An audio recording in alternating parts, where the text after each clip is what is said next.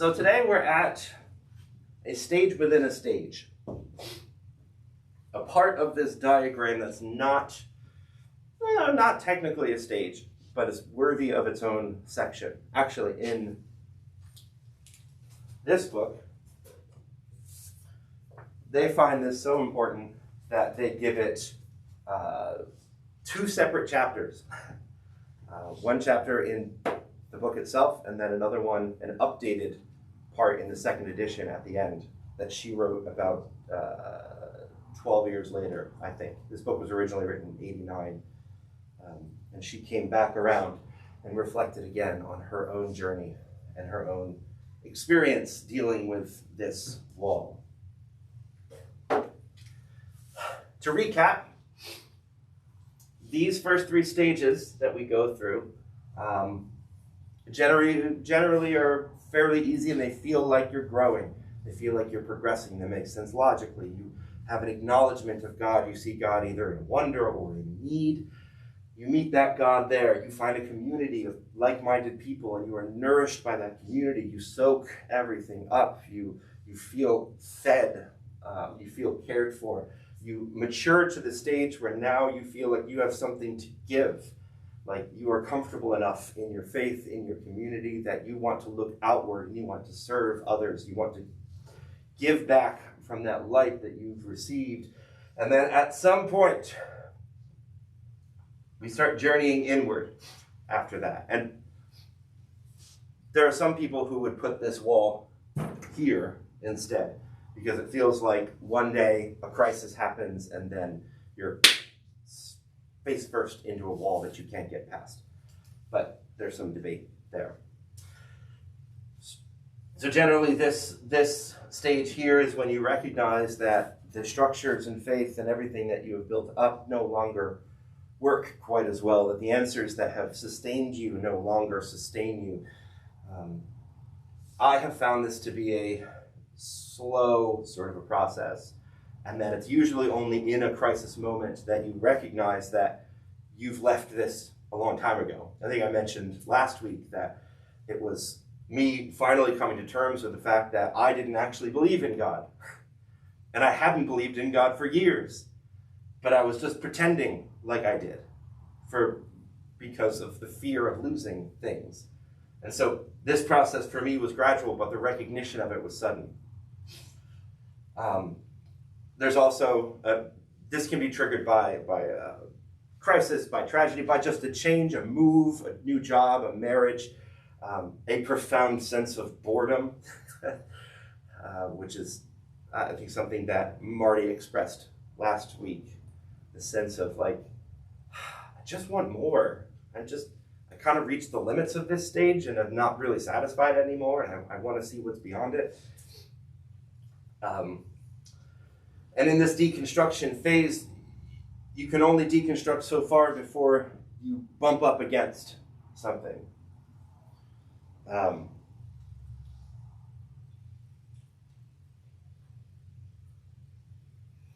that something differs for everyone. But fundamentally, it has to do with the barriers that we've built between our will and a newer awareness of God in our lives. And so as a way of thinking more holistically about those experiences with God, I want to read a little passage from a book by Frederick Buechner and then ask you to share something.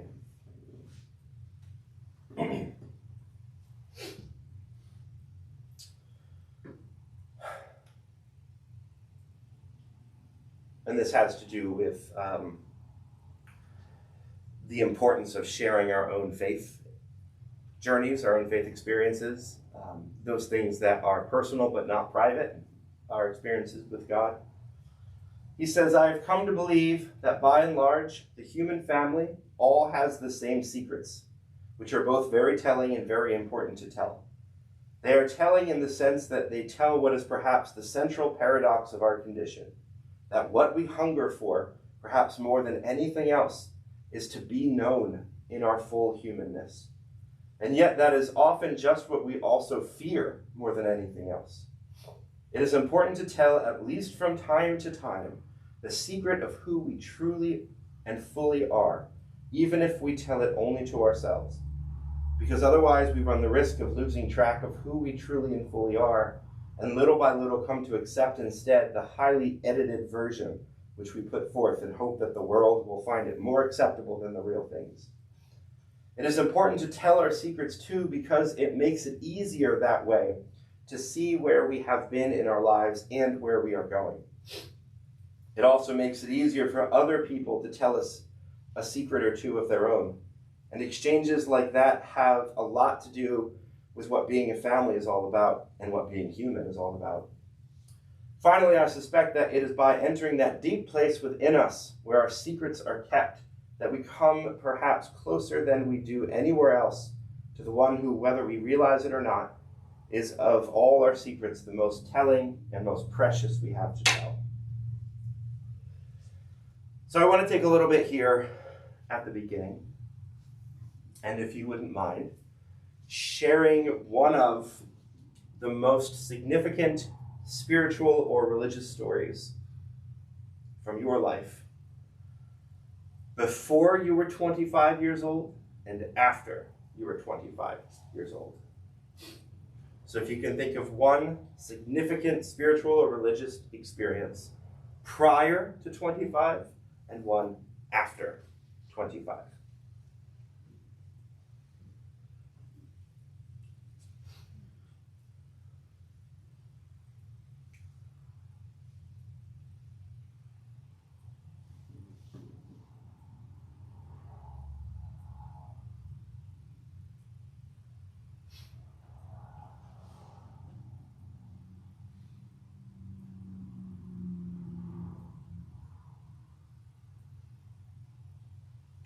I can start, give you something to jump off of.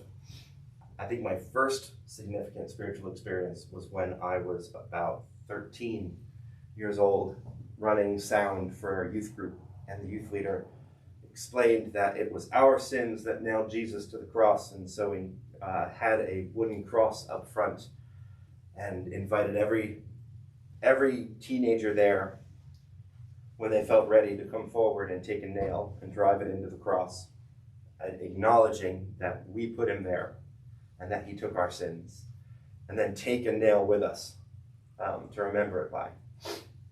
And I don't know what it was about that moment that as I hammered that in, it felt, maybe it's just that it felt visceral and violent, and I felt this deep depravity for the first time. And it was like, that was kind of the first time that it felt real to me, and not just a Christmas fairy tale, but that there was real suffering and there were real consequences. And then I think one of the spiritual experience after 25, I can think of one recently, which I shared in a sermon, standing beneath the world's oldest Sitka spruce tree in Washington. It was over 1,000 years old, and so massively enormous and ancient and filled with knots and stories and homes for creatures, and the roots stretching down endlessly and branches reaching upward towards heaven endlessly, and just in a way that defies explanation, felt in the presence of something truly ancient and powerful, but not in a destructive way of powerful, in a different sort of way of powerful. And I think my conception of God shifted in those moments. And I found myself a new image for God that I hadn't given before, that of a giant ancient tree. That finally made sense to me, why trees have been so revered throughout religions in the past. Anybody else want to share one? Pre-25, post-25? I had an experience, and I think it was about 25, and a friend of mine who used to come to it was a Methodist church, but left the Methodist church. I stayed friends with him, and he invited me to come to new church he was going to, very fundamental church. And while we were there was the meet and greet everybody, and I had somebody come up to me and ask if I was saved. And I said, I just said, yes, I believe in God and whatever. Well, if you're not attending a fundamental church, you're not saved. It rattled me, and it almost made me angry. And I thought, that is not the way to approach people that you want to bring closer to Christ. So it just set off in my mind what my faith was. So that solidified in your mind what your religious practices, beliefs, and all were. More of an openness. Mm-hmm. And like I say, it sort of angered me that they had the nerve to say that I was not saved because I was not coming to a fundamental church.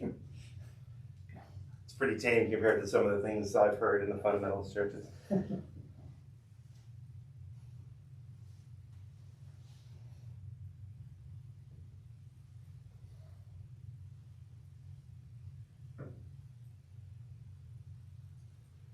I guess I have one pre-25.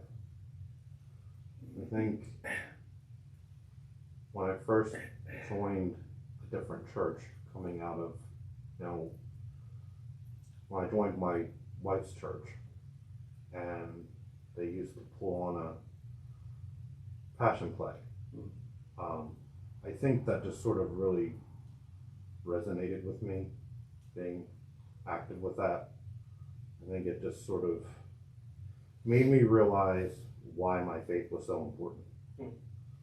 Just kind of going through it, just going through that last week of Christ, which is basically what the Passion Play was, that last week of Christ, just going through it multiple times and just kind of, I guess just kind of putting yourself, like just imagining what it would be like if you were there and, not necessarily being a participant, but just sort of witnessing everything that happened during that week. And I just think it really set home for me, really what my faith is about.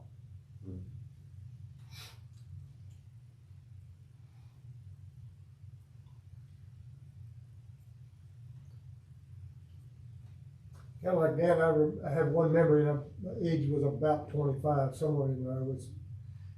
I think I was in college. And so anyway, I was home with my mother in Virginia, visiting, and don't remember the circumstances or whatever. And she was a very religious woman and had been for a number of years. I was not at that time. I had divorced from the church, so to speak, and we were talking, and she had a portrait of Jesus in her spare bedroom, which she used for sewing and that sort of thing.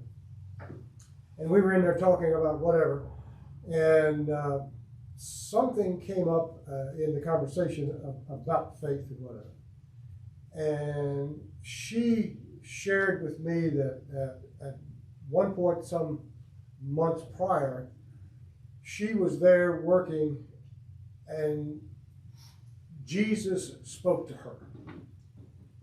And she got down on, she was telling me she got down on her knees at that time and began to cry, and she could feel the power of Jesus within her and around her.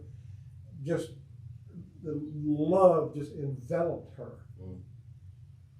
And I thought, wow, I must be missing something for her to feel this strongly and to tell it to me in that situation. I thought, I got to look toward this somehow. Not that I did for some time, but I remember that to the day. It's beautiful. I've experienced those moments only a handful of times in my life. Those kinds of mystical embraces.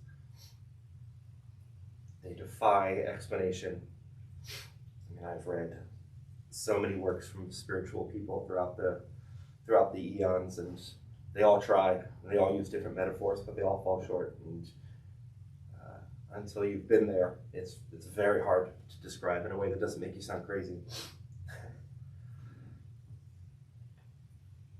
But that's one of the big things that we get to when we're here, learning what that feels like, experiencing those moments.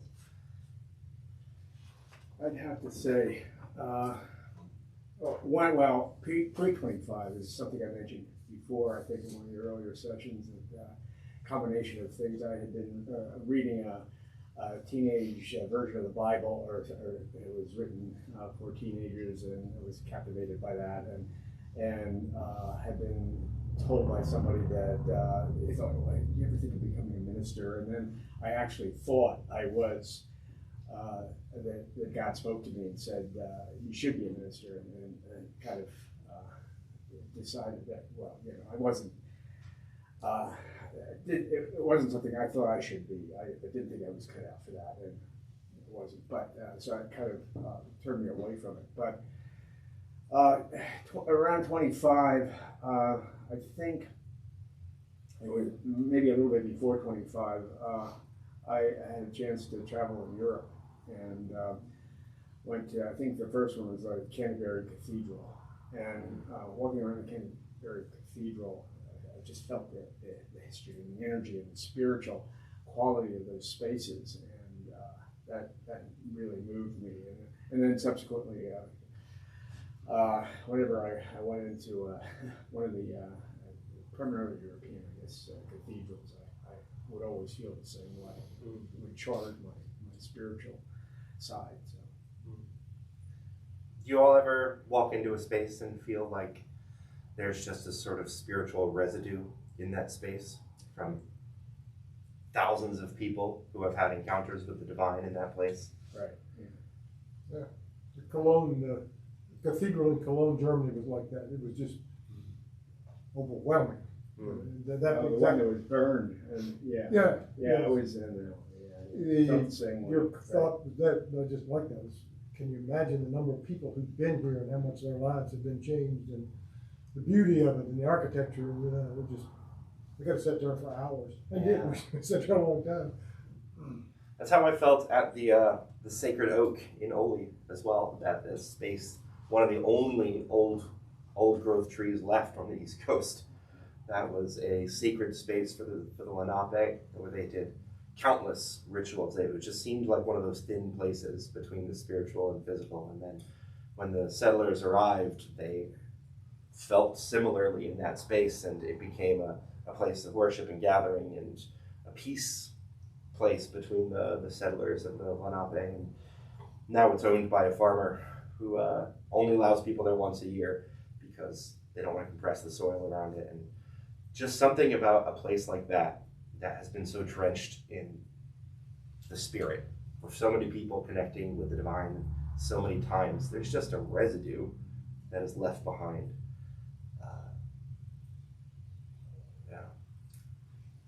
Yeah, I had been to Notre Dame Cathedral quite a few times because I took choirs over to tour Europe every summer. And so this would be post 25 when a class was coming in over at Penn State. They mentioned about there was a big fire at the Notre Dame Cathedral. It really hit me in the gut. It was like, wow, there's a place you would never think something like that would happen. Well, the Cologne Theater, that's what I was thinking. It was during the war. Right. They restored it. It has been restored, in large part. I guess they're doing the same thing with. They're restoring it now. Notre Dame.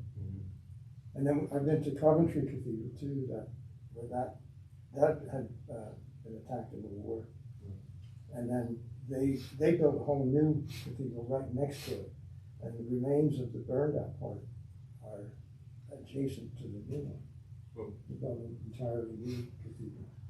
So I think it's important to recognize, to name, to remember these moments of connection with God. These moments where you feel the layer between the spiritual and physical become very thin. Because when you get up against this wall that is built with, that is the barrier that is stopping you from moving forward with God, it is helpful to remember, or try to remember, or to listen to stories of people who have had personal encounters with God.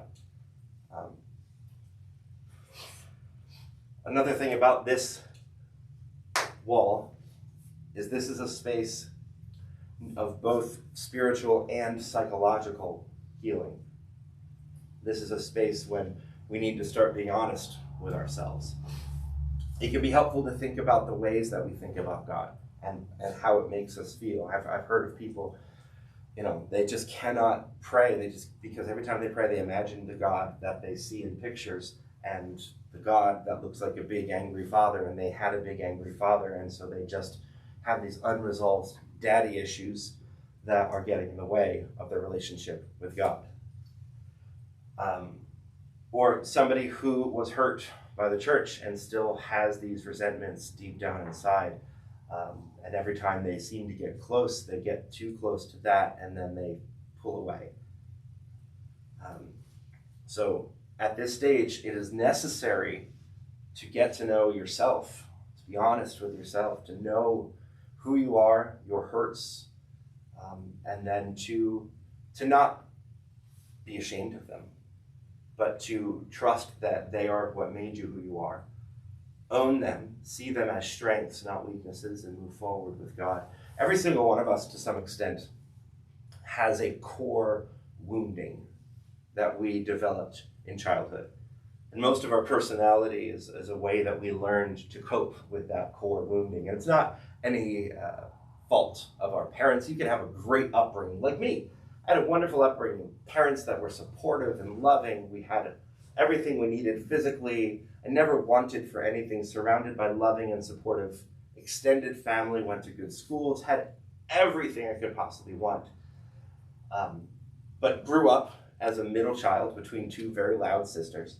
And so kind of learned from an early age, don't stick out. Blend in, hide in the middle, be low maintenance. Don't cause a fuss because mom and dad are already so stressed with these two loud, high maintenance sisters.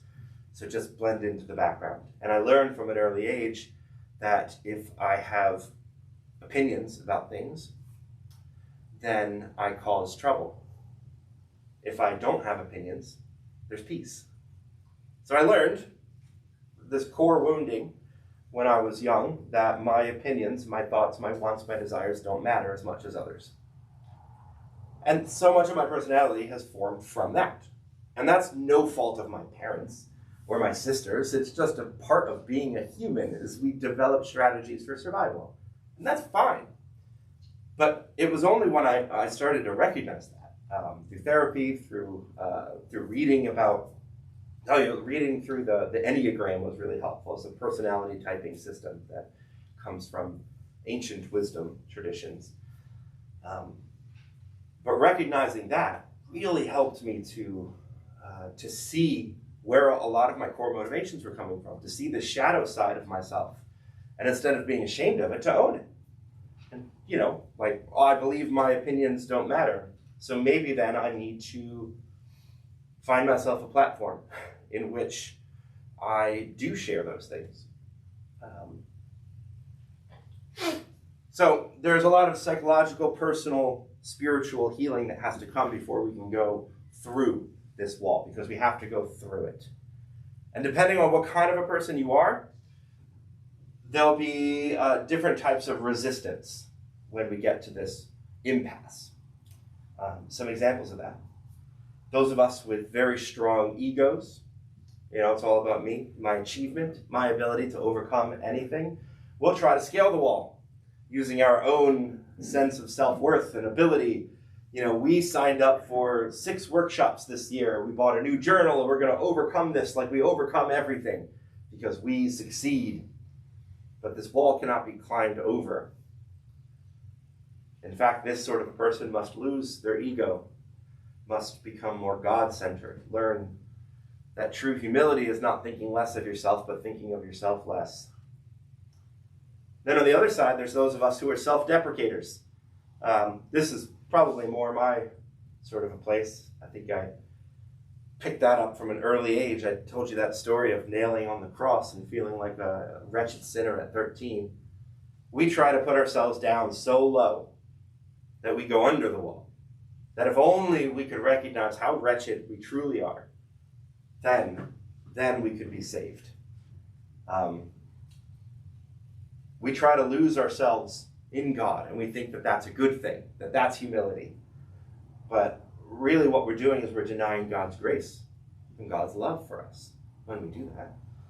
We're telling God that we're not worthy of love when God is trying to tell us that, yes, you are. So for that sort of a person who lives in self-deprecation, we need to go the opposite way. Learn to love ourselves as God loves us. Many of us grew up in religious upbringings that wounded us and that we live with guilt and shame. For those sorts of people, the wall is full of awful memories of God or things that people told us about God. And so instead of trying to go over or under, we look all around us for a myriad of other sorts of spiritualities. We dance in front of the wall experimenting with meditations and this type of religion and that type of religion and this type of spiritual enlightenment and this kind of higher levels of consciousness or drug-addled spiritual experiences. And we try to substitute that. But what this really is a sort of human-centric attempt at self-perfection. We're ignoring the fact that the wall is there at all. What we really need to do is to dig deep, to identify our wounding. We need to eventually be able to move to a place of gratitude for those places that wounded us. I grew up out of the fundamentalist tradition, and for the longest time, after I left it, I felt nothing but resentment and frustration and anger. I could speak nothing good about those people, those fundamentalist evangelicals. They were awful heretics. Only much later, having done this deconstructive process, was I able to look back on those times with gratitude. To say, yeah, sure, there were plenty of ways that messed me up, but being raised fundamentalist gave me a love of Scripture that I wouldn't have gotten from another tradition. It gave me a really strong sense of morality, that there is a right and there is a wrong, that maybe I wouldn't have gotten if I was raised in a more mainline liberal tradition.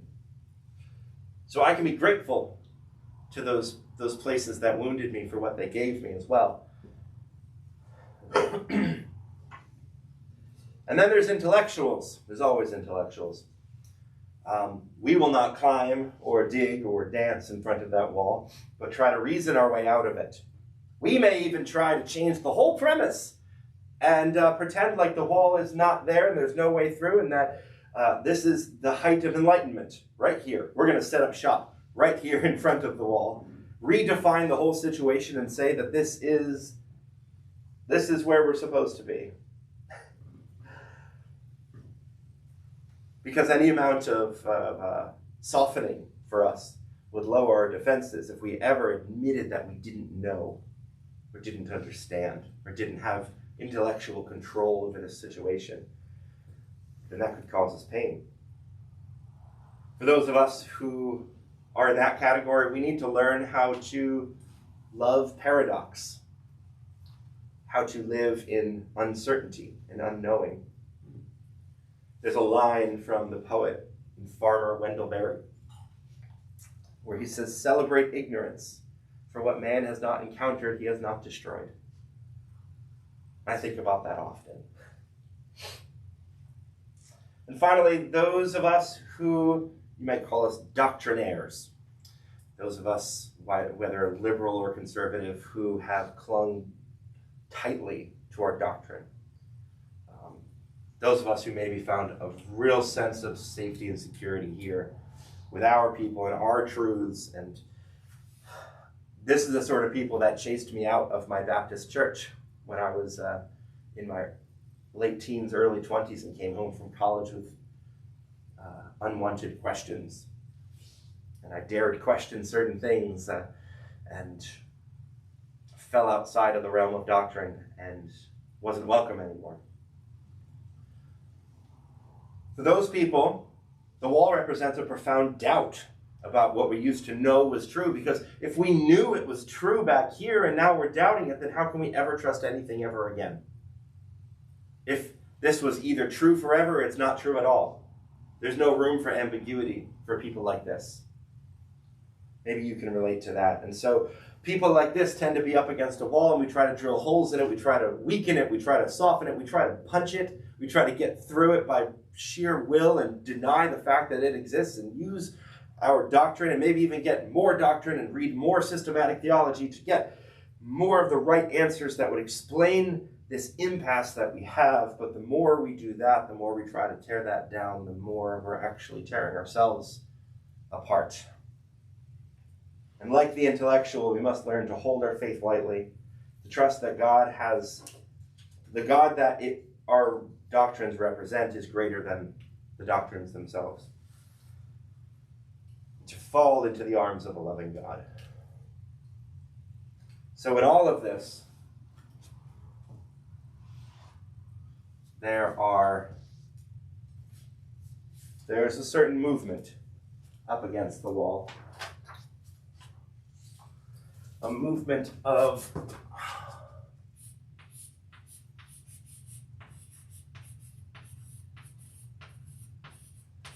awareness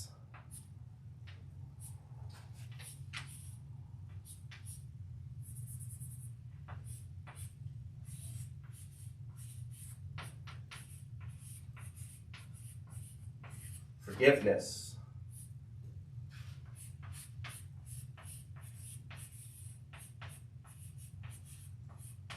acceptance, and love.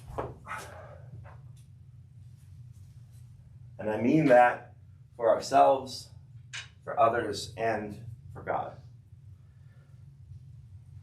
Coming to an awareness of ourself, knowing our true selves for who we really are, be honest with ourselves.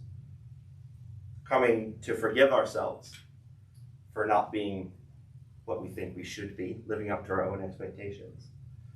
Coming to accept ourselves for who we are, and not just the ideal sense of who we could be.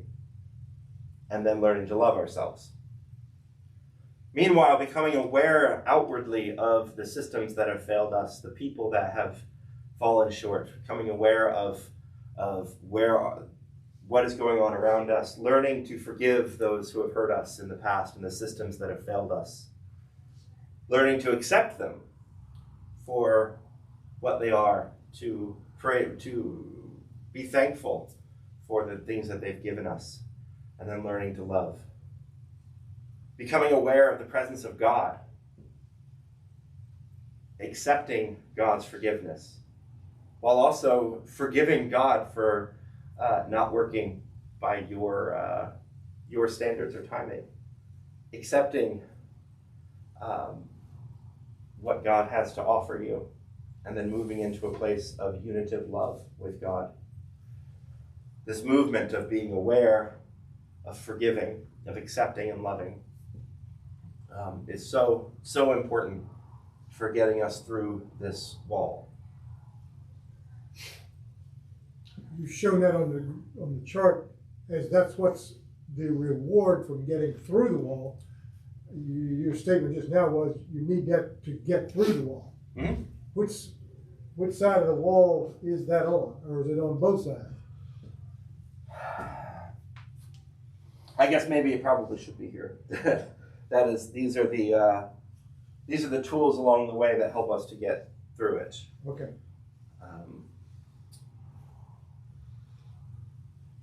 Becoming aware, becoming forgiving, becoming accepting and loving.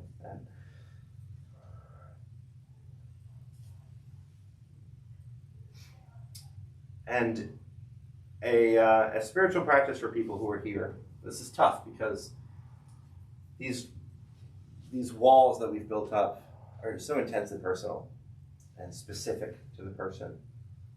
And so a rote sort of ritual often falls short. So this might be a good opportunity to invent your own ritual. Rituals are wonderful. This is something that we do that has a spiritual meaning to it, because these are holistic ways of addressing our issues, because it involves the mind, thinking of what it is you need to do, the spirit, experiencing the lack of freedom and the need to release a person, and the body, which is actually doing the thing. So perhaps for you, you need to let go of a certain image of God that you have that is hurtful, that image of a judging father figure or angry, punishing man in the clouds. And so you take that picture, a physical picture you've printed out perhaps, and you repeat God is love while you burn the picture. Maybe it's someone in your life that you may still know or not, and you write that person a letter of letting them know what they've done or apologizing for what you've done. And whether you send it or not, the act of writing that letter is a way of getting it out of your head, of making it visible. You might bury something. There's a million different ways that you can create a ritual.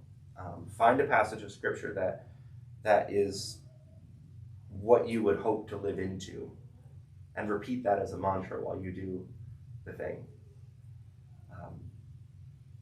One of the things that she mentions in here, one of her deep shames in the process of in the second edition, so between the first edition and the second edition, is that her marriage fell apart, and she'd been working on it for a long time. And someone like her, there's a deep shame in that. But it all happened so quickly, and her husband wanted a divorce, and everything fell apart for her. And so what they did was they created a divorce ritual, a liturgy. They had a service, which seemed very strange.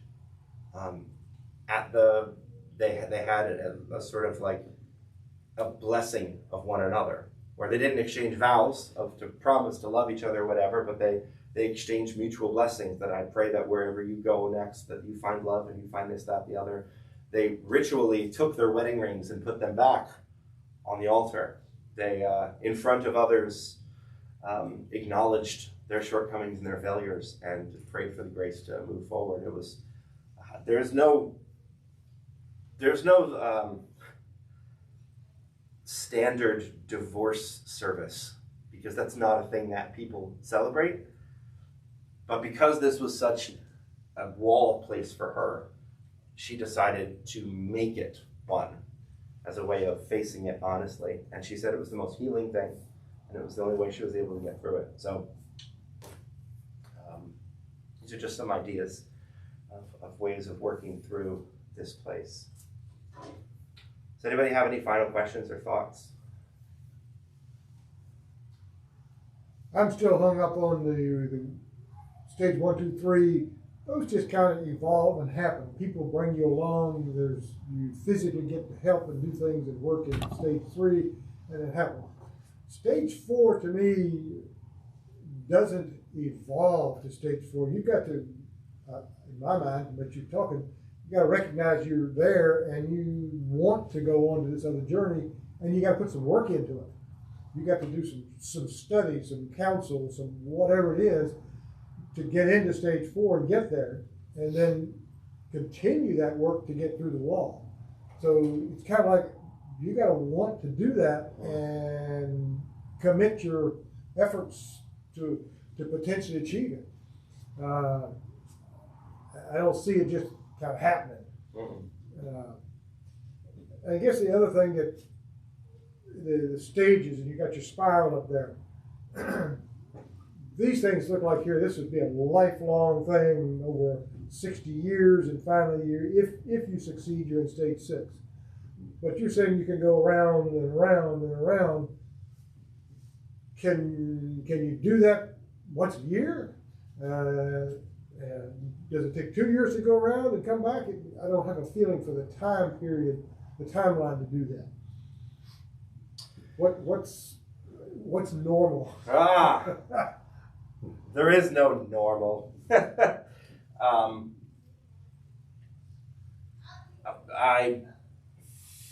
Looking closely at this, I can tell you, in my 35 years of life, I've been through this cycle maybe 2.5 times.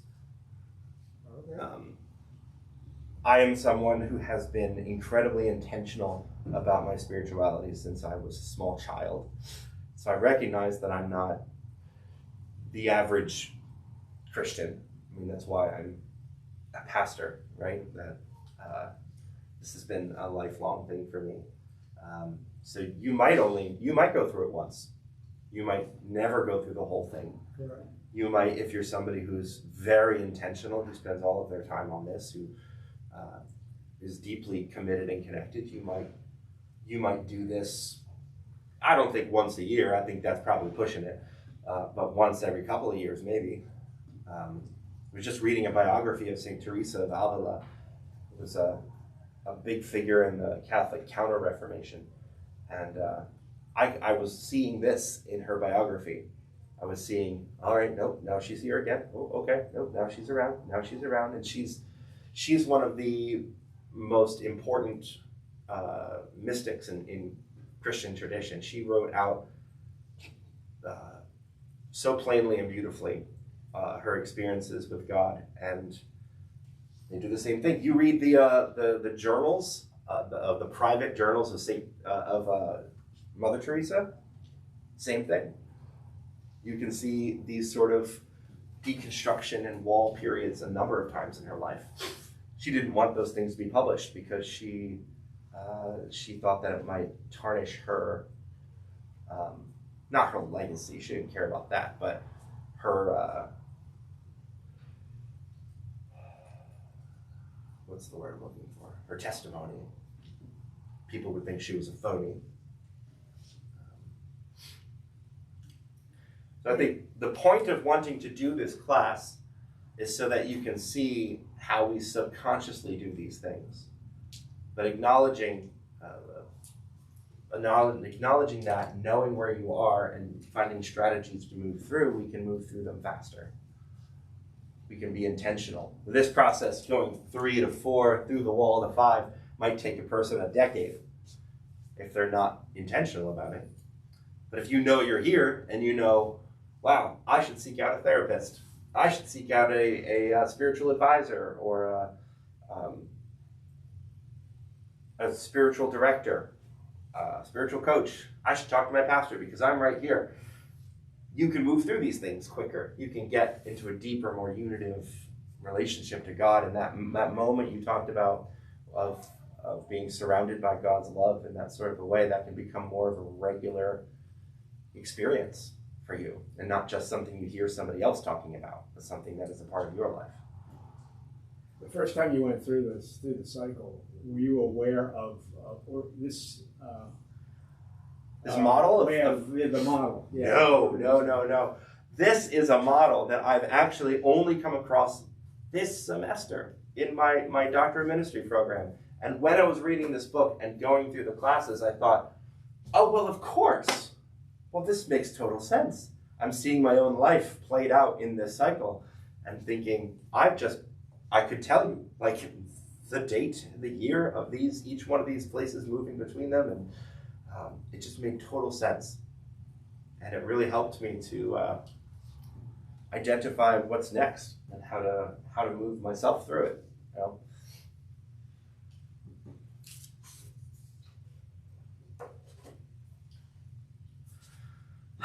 All right, friends. Well, thank you for sharing and for your openness and willingness. And next week, we move out of crisis and we move into stage 5, which is a beautiful stage of divine love and an outward focus that is maybe might look a lot like stage 3, but feels completely different. So, until then, go in peace. Thank you very much.